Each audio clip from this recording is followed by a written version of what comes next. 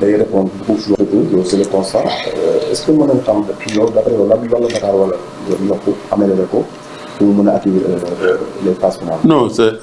il y a aucun doute xam nañ ni que tout est là supporters yi ñu ngi fii énergie bi mu ngi fii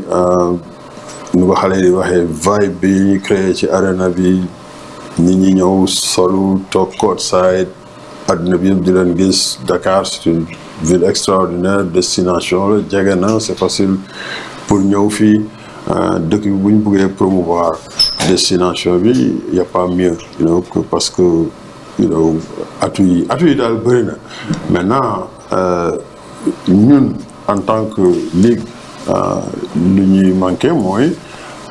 soutien privé pouvoir public yi comme privé vraiment moom lañ bëgg a accélérer daal te ñu ngi def nag lu ñu mun ñu seeti nit ñi ñu ngi wax ak les gens qu'il faut et heureusement nag vraiment am na réceptivité quoi amul les gens gis nit ñi xam nañu porté wu opportunité bi bon ñu ngi xool daal ñu ngi démarché comme je le dis c'est déjà une bonne chose que mën nañ toog waxtaan exposer présenter opportunité bi mais maintenant concrètement dañ xaar xool daal loolu lay jóg incha allah. su dellu see ci desee Sénégal ba léegi suñu championnat bi lan nga mën a wax lu ko xaw a lu leen mën a jàppale ba mu spectacle bi gën a rentable gën a attirant comme mu mel ni baal bi lan nga leen di digal la. non en fait xam nga il y a pas de secret pour man lu may wax toujours boo gisee ñu focus ci ñëw au début on n'a pas essayé de vendre xam nga nañ focus ci ñëw créer produit boo xam ne nii petit à petit les gens viendront ils vont s'habituer ils vont apprécier d'eux-mêmes et puis ils vont vraiment adopter n'est-ce pas secret bi mooy il faut que compétition bi ci terrain bi mu am niveau il faut que mu am des joueurs qui savent jouer au basket des entraîneurs qui savent coacher le jeu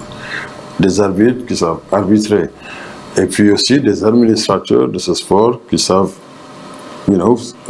à quoi s'en tenir. Il n'y a pas de secret il faut de l'expertise partout et on a ce qu'il faut pour def ko et maintenant c'est vrai que on n'est pas là et je pense que d'abord am humilité reconnaître que il y a des choses qu'on doit améliorer et comment faire pour les améliorer d'être ouvert d'esprit d'être réceptif mais ñun on travaille on fait ce qu'on peut pour collaborer avec fédération beeg yooyu pour dimbale leen ci ñun notre porte est toujours ouverte d'ailleurs bu ñuy organiser fii bien chaque fois on a beaucoup de personnel de la fédération qui viennent travailler avec nous il y en a beaucoup que je peux même citer ay Samba Gaye Foutiyou am na ñeneen ak ñeneen des hommes comme des femmes c'est l'objectif ñun dañu bëgg a nekk comme li ñuy wax cette marée haute qui soulève tous les navires lépp lu ñuy def lépp loo gis au niveau panafricain basketball Africa League di ko manifester pour ñun ni ñuy mën a mesurer succès bi mooy pour ñu ko commencer gis au niveau des différents pays parce que plus championnat nationaux yooyu di fort mais plus suñu ligue di fort parce que ligue des champions la il faut gagner son championnat pour ñëw aussi basketball Africa League ñun suñu désir le plus ardent loolu et on est toujours ouvert on a reçu beaucoup de monde ici mais il faut juste qu'on apprenne effectivement à connaître de l'humilité des deux côtés pour vraiment d'échanger de manière constante en tout cas là juste il y a 2 jours on était cité Djily Mbaye on a construit un terrain là-bas qui est très bien utilisé par la communauté pour moi c'est un modèle on était là-bas avec le président de la fédération sénégalaise de basketball Maître Babacar Ndiaye ak Mathieu Faye qui est le président de la zone 2 pour dire qu'on a le cadre pour vraiment collaborer de manière effective foofu noonu FIBA ñu doon organiser benn compétition 3 contre 3. Il y avait des équipes Égypte, je pense Kenya, Algérie ak Sénégal en garçon comme en fille, mais c'est ce genre d'activité yoo xam ne ni dañu bëgg a multiplier. On a organisé benn pro camp, on a sélectionné 32 jeunes joueurs de 25 ans au moins, parce que c'est juste pour continuer di lancer message bi jeunes yooyu pour ñu toog dem jouer ak ay club fii pour am opportunité de jouer ci Basketball Africa League comme Jean-Jacques Boissy nu mu ko defee. Léegi il a été muy joué ak équipe bu G-League bu Chicago ak beneen xale bi Aliou Diarra ci draftu G-League bi draft international bi ren Aliou Diarra c'est le premier joueur sélectionné, Jean-Jacques était le 5e joueur sélectionné. Aliou Diarra signé na pour dem Euroleague, mais dans le futur ku mel ne Aliou Diarra dañu bëgg équipe bu mu nekkoon ñu am ay moyens mun ko retenir, n'est-ce pas? Parce que pour le moment bu ñu ñëwee ci Basketball Africa League ressources yi équipe bi am peut-être pour parce que dañ leen di subventionné duñ ko am ci seen saison régulière, mais am na pays yoo xam ne commencé nañ def loolu comme Rwanda ak seen championnat yi même au Maroc ñuy commencé investir pour retenir talent yi. Au Sénégal aussi pour répondre à cette question yu mel noonu il faut qu'on se donne les moyens de pouvoir attirer ce talent, parce que sinon looy gis chaque fois bu benn joueur ñëwee xaw a feeñ tuuti rek si biir bi après day dem sax jouer di 4e division en France wala ren, mais il faut que ñu arrêter loolu. Et je suis sûr que am nañu moyens yi parfois fay xale yi plus que même lu ñuy dem gagner ji en 4e division wala l'autre, mais mindset bi ñu war a changer te loolu lu koy changer mooy condition de travail yi suñ ko améliorer ba xale yi mën a gis club yi comme ay environnement yoo xam ne ni vraiment mën nañ fa épanouir. Pour ñun c'est ça le challenge, loolu lañ bëggoon nag si domaine yooyu lañ gën a mën a bëggee liggéey ak fédération yi ak ligue yi pour vraiment apporter suñu lépp luñ mën a def, mais nag mun ñu def lépp non li ñuy focus ci Basketball Africa League bi lañ koy focus, mais xam nañ ni que am na benn effet d'entraînement boo xam ne pays yëpp dañ ñu koy wax. Fii je pense qu'il faut un moment après ñaari équipe ñoo doon xëccoo championnat, mais je suis sûr que léegi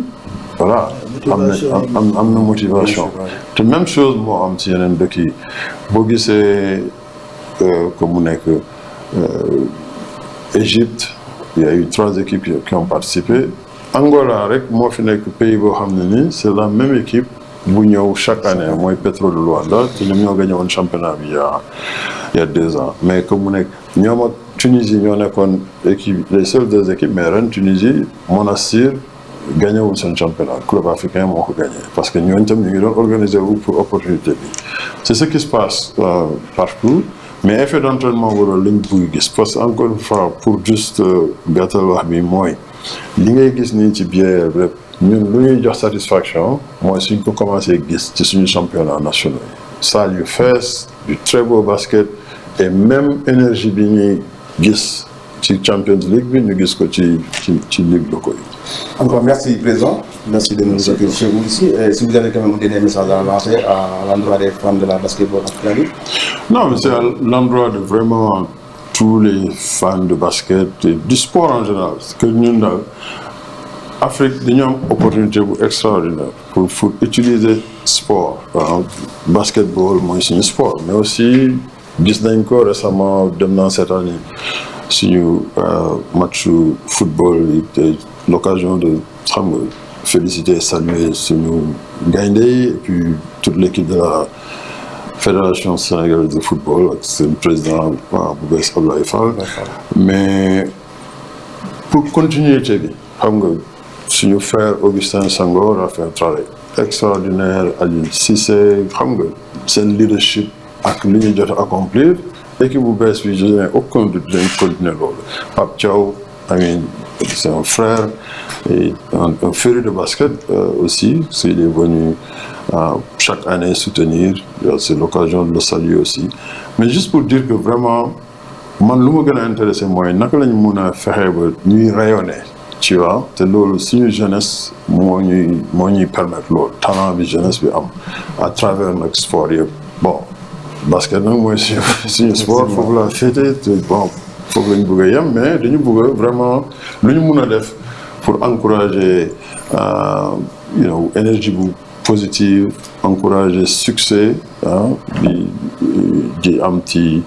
lépp loo xam ne ni Sénégal yëngu na ci domaine du sport, mais je sais que li ñu mën a def fii utiliser suñu sport bi c'est incroyable. Et puis basketball africain comme ni ñuy wax dañuy xaw ma nu ñu koy traduire we only scratching the surface dañuy xoos fi mu nekk nii rek mais li nekk ci suuf ci biir c'est incroyable et c'est à tous les niveaux. ñu ne lépp nag lu ñu mën a def pour you know peut-être que mu nekk tâche d'huile c'est ça que jeunesse bi xam ne que mën nañ ko def fii on peut le faire ici même au pays que ñuy bugg a dem mën nañ dem te dinañ dem mais on a tellement de talent qu'il y a quelque chose à faire ak talent boobu ici même chez nous. Ok, donc merci de nous voir chez vous.